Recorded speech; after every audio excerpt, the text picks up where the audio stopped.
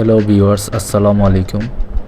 আজকে আমরা দেখব কোনো ধরনের কাগজপত্র এবং ঝামেলা ছাড়া কীভাবে আপনি বিকাশে সেভিংস করবেন।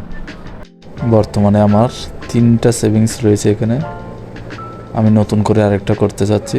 প্রথম ডিপিএস ধরুন বেছে নিব সাপ্তাহিক, মেয়াদ 6 মাস মেয়াদি, জমার পরিমাণ 250 থেকে আপনি 5000 পর্যন্ত করতে পারবেন। আমি 2000 দিলাম, আপনি চাইলে আপনার সুবিধা মতো দিতে পারবেন।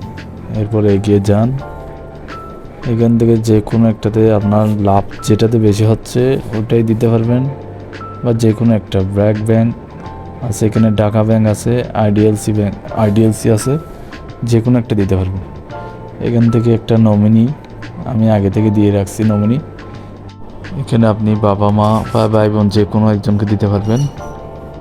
এরপর মোট জমার অ্যামাউন্ট, সম্ভাব্য মুনাফা কত, সম্ভাব্য মোট প্রদান কত, ম্যাচুরিটির তারিখ, সব কিছু আপনাকে এখানে ডিটেলস বলে দেওয়া হবে। এবং প্রতি সপ্তাহে আপনার টাকা অটো কেটে নেবে।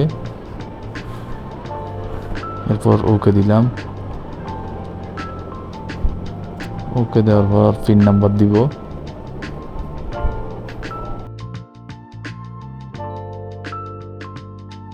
আপনার সেভিংস রিকোয়েস্ট করা হয়ে গেছে। এরপর অপেক্ষা করবেন, মেসেজে আপনাকে সব কিছু বলে দেওয়া হবে। আপনার আইডি নাম্বার এগুলো সেভ করে রাখবেন। আমার রিকোয়েস্ট পাঠানো হয়েছে, টাকা কেটে নিয়েছে, কিন্তু 2000 টাকা কেটে নিয়েছে, কিন্তু এখনও কনফার্ম হয় নাই রিকোয়েস্ট। 5 থেকে 7 মিনিট সময় লাগবে আপনাকে একটা ফিরতি মেসেজ দিবে এরা, আমার টাকা কেটে নিয়েছে। দেখি সেভিংসের কী অবস্থা, 4টা সচল দেখাচ্ছে, রিকোয়েস্ট প্রসেস হচ্ছে এখনও। 24 ঘন্টার মধ্যে আপনি কনফার্মেশন পেয়ে যাবেন। এটা 24 ঘন্টা লাগে না, 5 থেকে 7 মিনিটের মধ্যে হয়ে যায়। আপনি আপনার রিকোয়েস্ট আইডিটা কোথাও কপি করে রাখতে পারেন চাইলে। দেখি কতক্ষণ লাগে। ঠিক 5 মিনিট পর আমার এক ফিরতি মেসেজ চলে আসছে। এবার বিকাশ অ্যাকাউন্টে যাব, লগ ইন করবো, দেখি কী অবস্থা।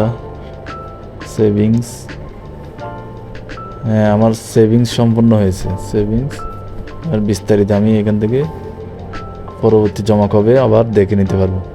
পরবর্তী জমা, ম্যাচুরিটি কখন, সব কিছু এখানে বিস্তারিত আমি দেখে নিতে পারবো। একদম খুব সহজ, কোনো ধরনের ঝামেলা হবে না আপনার।